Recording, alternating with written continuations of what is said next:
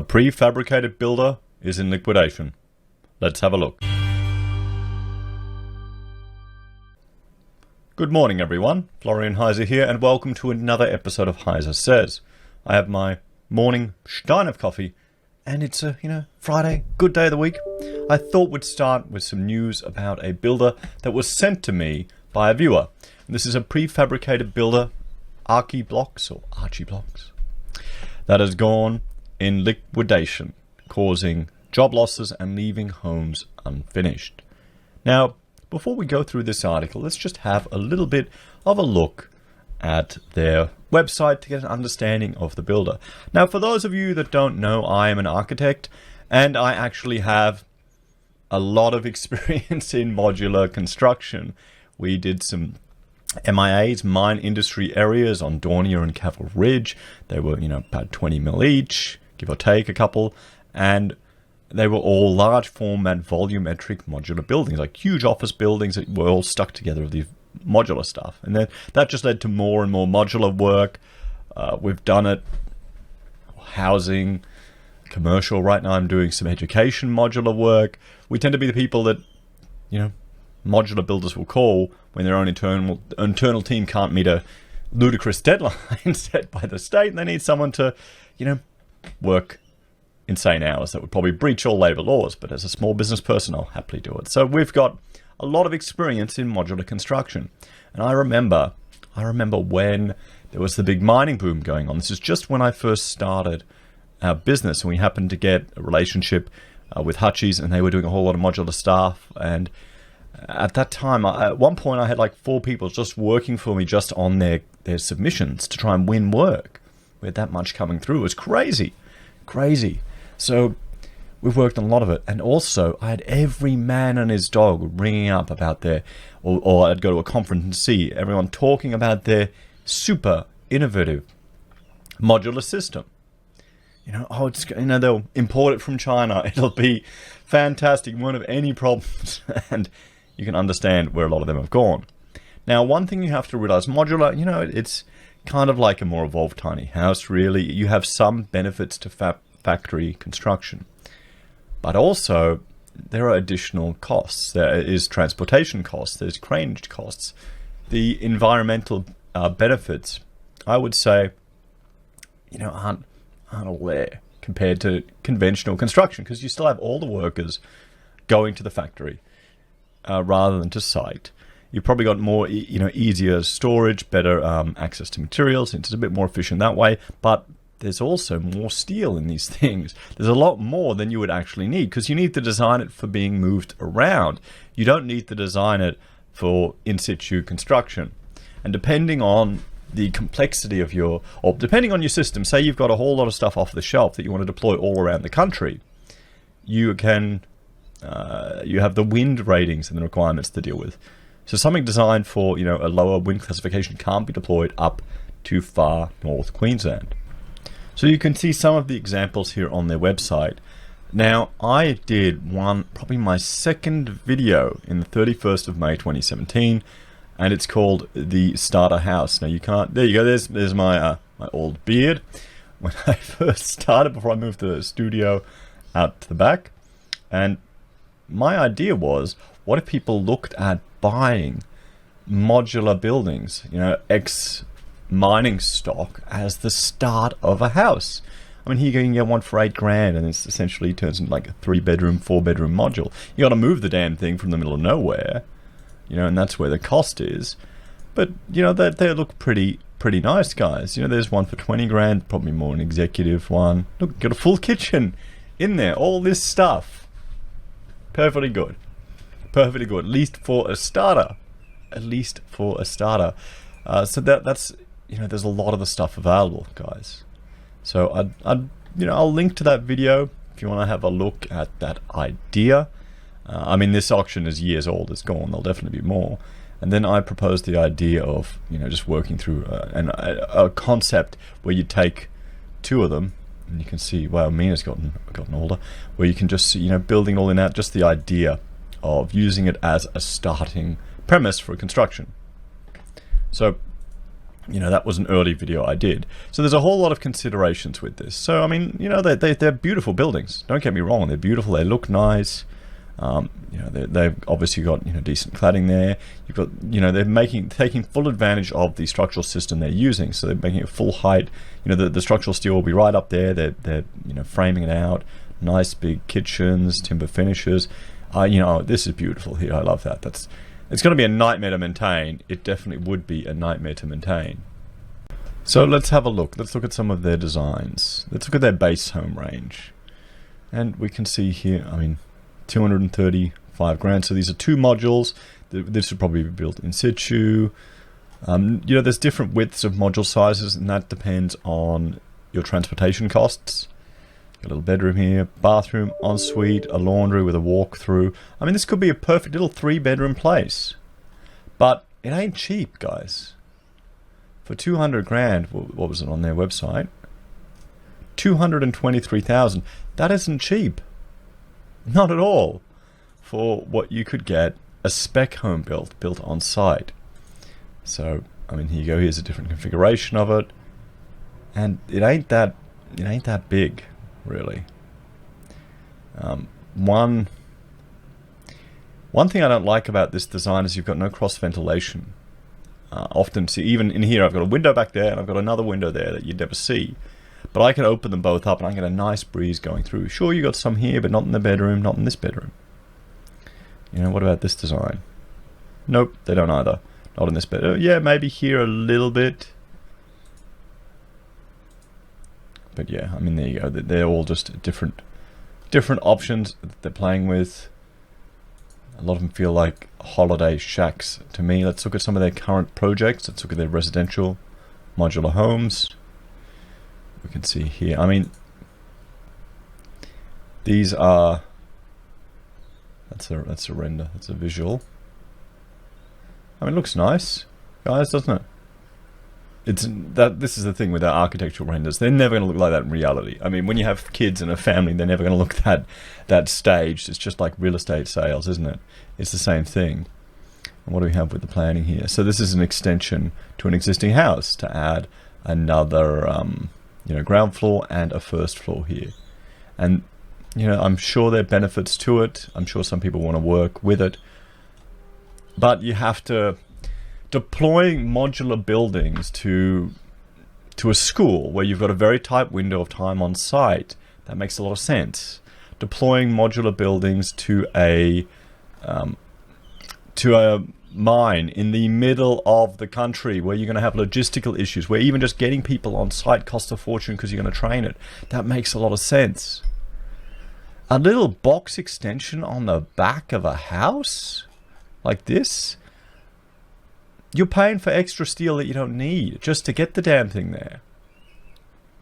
You know, you could build it in situ, guys. The skills are no different.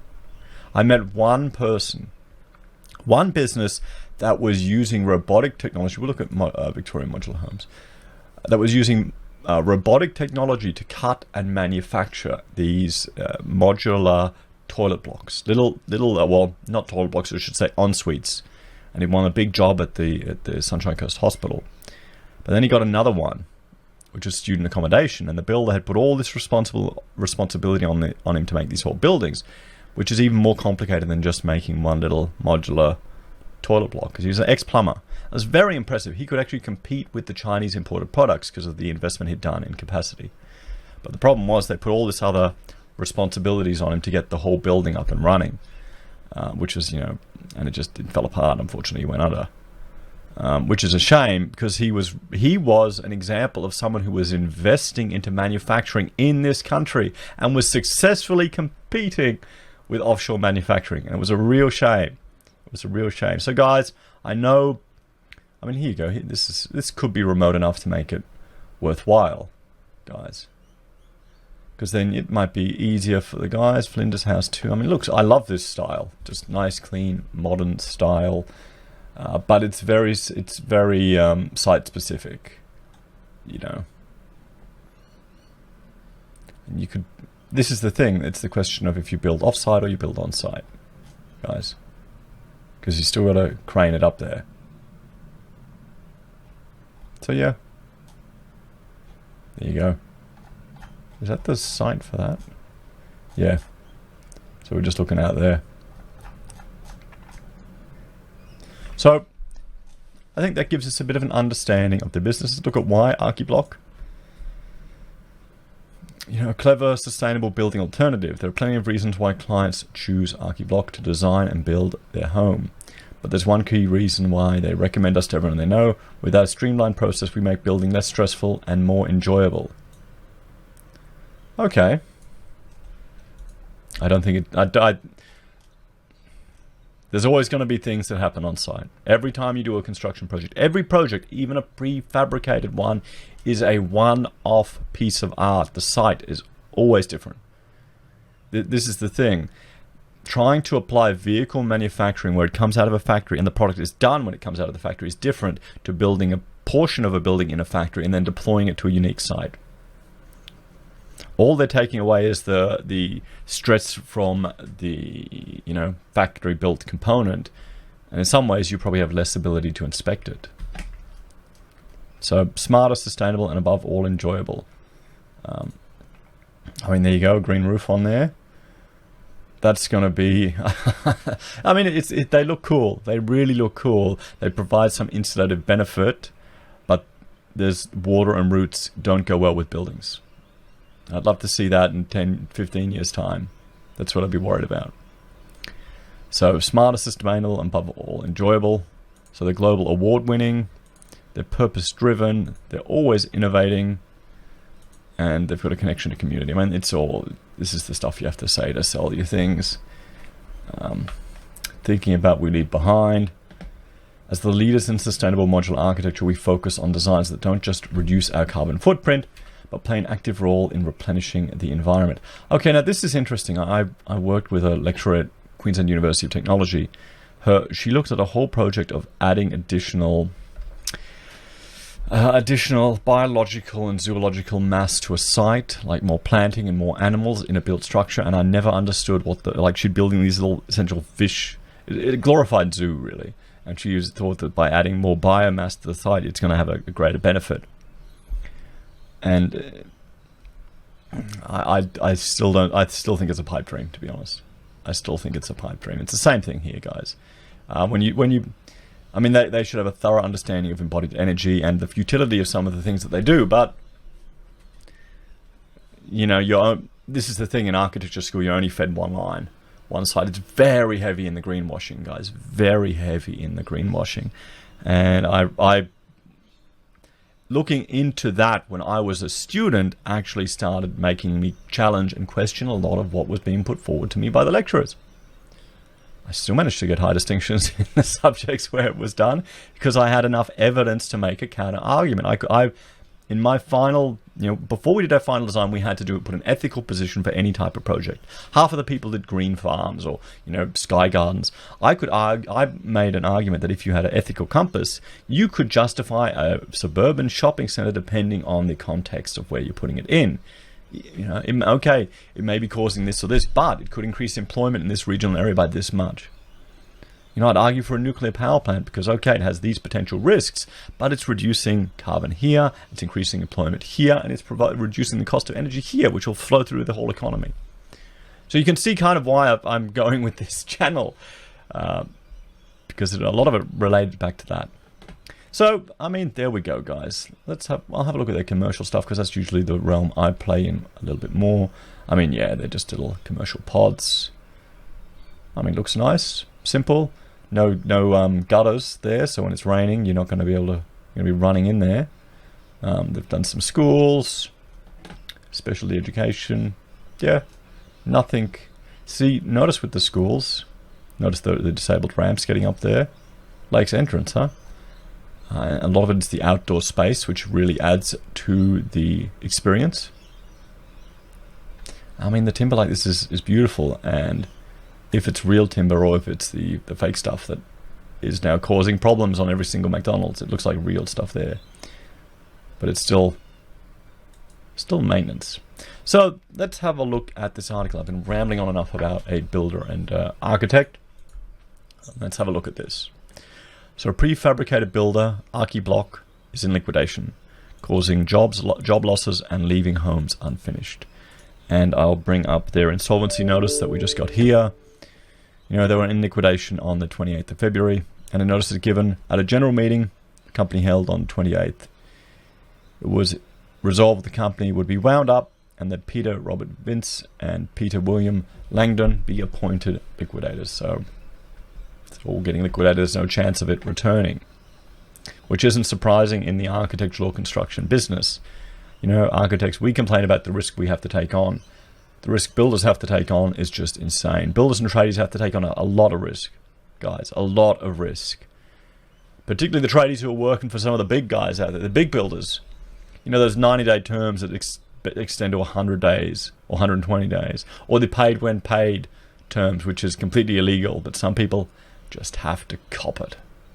And there's so many people that have got no idea what it's like to run a business in this country. No idea at all. Anyway, enough of my rambling. Let's have a look at this article. Melbourne-based prefab builder Archiblox has gone into voluntary administration, leaving its customers unable to live in homes or extension projects they've already paid for.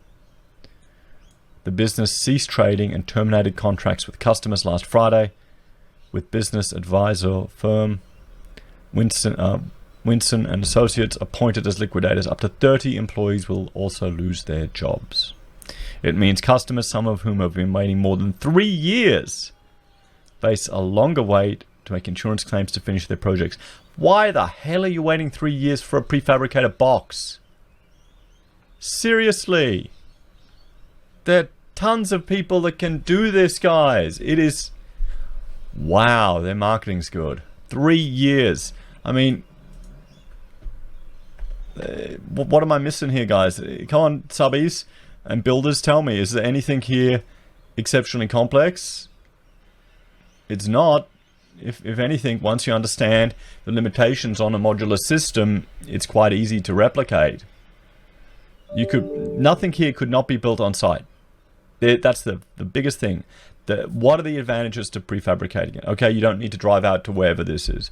You know, Flinders in Victoria or Fish Creek in Victoria. So, my father was a builder. He'd drive out to site. Then on the weekend, he'd drive out at the same time and go fishing. I mean, it's... Yeah. I guess. Is it a bragging thing? I mean, we've got clients that we work with that build these things. But it's like 20 of them for a caravan park.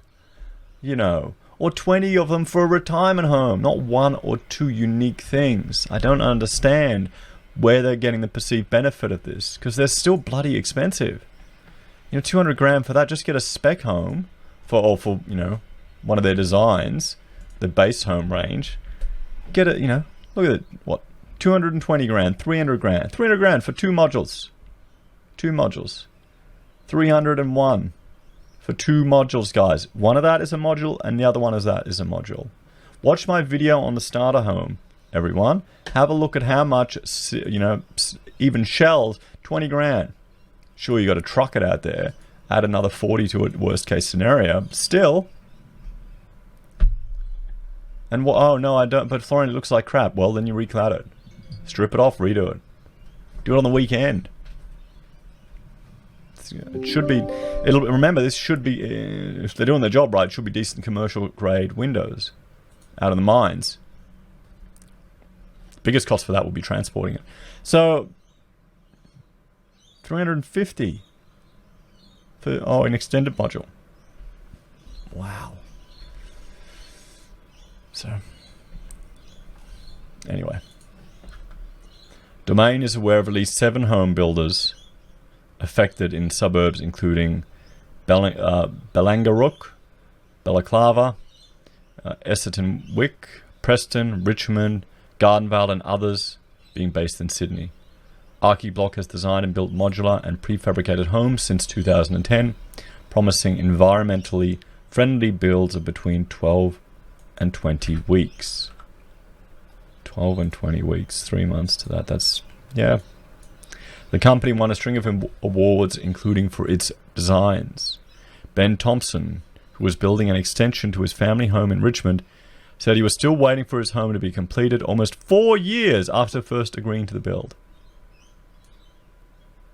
Wow. The project took 2.5 years to have designs finalized, with the prefab unit put in place in October last year, Thomas said, despite promises the build could be done quickly. 2.5 years. Okay, now... Yeah, no, I 2.5 years. Maybe they're being a pain in the ass as a client. Maybe they're changing their mind over and over again. Maybe the wife wants, different tapware, different this. There's a reason why I tend to like commercial, because the back and forth with like the materials and things. Or then again, whenever that happens, I just give that all to Rachel. I can't get excited over a tap. I just can't. When demolition began on part of his original house, Thomas, his wife Eleanor, and the children moved into an investment property because they were only given 2 weeks' notice of the work, he said. Well, this is the problem, actually. This is the problem with going design and construct, because that's what they're doing, guys. They're going design and construct. Their designer is the same person as their builder. So normally, traditionally, you'd have your architect or your building designer or project manager, someone managing the builder, and they couldn't screw you around like this. They would be contractual requirements to have certain amounts of notice. There would be liquidated damages if they didn't comply with that, guys. But a lot of people don't realize that. I had a viewer write to me going, I'm worried about signing a contract with a builder with everything that's going on. And I said, well, I wrote back and said, ask them for their finances. Get your accountant to look through it. Think about it, guys. If they're not going to give that to you, maybe they should. If they don't have the confidence to share it with your accountant, say you'll sign a non-disclosure, or it just goes to your accountant. No one else in your account will advise you if their finances are in order. That could be a red flag, couldn't it? I'd suggest it is. It's part of what we do as architects when we're sourcing builders. You need to get the information. When it became too expensive to pay 2 mortgages because of ongoing delays, they were put up in a hotel by Archiblox until they could move back into the home. You just get to a point where you're in too deep and can't explore building with anybody else, Thomas said of his ordeal. Since the Thomases have moved back to Richmond, they've had to endure a partially finished extension which is not properly connected to its footings. The building is bigger than the original design by 60 centimeters, forcing the entrance to be moved. So, based on this one example, it sounds like there were some systematic problems with their process. That shouldn't happen.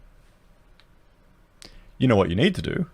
You need to go to, I'm going to plug here, guys. You need to go to Point Clouds, Australia, and hire our laser scanning equipment to get an accurate existing conditions measure. Or they should hire a surveyor to do it for you. But still, guys, that's something that you can download some point clouds if you want to play with them anyway. That shouldn't happen. 60 centimeters. Sure, there's an allowance for a tolerance, guys. These are buildings. These are not perfect. But 60 centimeters is more than half a meter, guys. That's... Wow. Well, that's free floor area they got. Maybe they tried to charge them more. Damn. It is a similar story for builder Stephen McDonald in Ballingarook, west of Gisborne, on Melbourne's northern outskirts, who paid for an extension to his home to give his wife's parents a self-contained area to live. Why is a builder hiring a modular guy to do it? Maybe he did work for him. I don't know. It was due for completion in November last year, but after months of little or no action, McDonald sent letters of demand from his lawyers and has made complaints to the VBA. McDonald says he and his wife's parents now live in the original part of the house together because they were unable to use the incomplete extension. There were several defects in the new addition to the home, including no insulation in the roof, no gutter guard, leaving them worried over the summer bushfire season.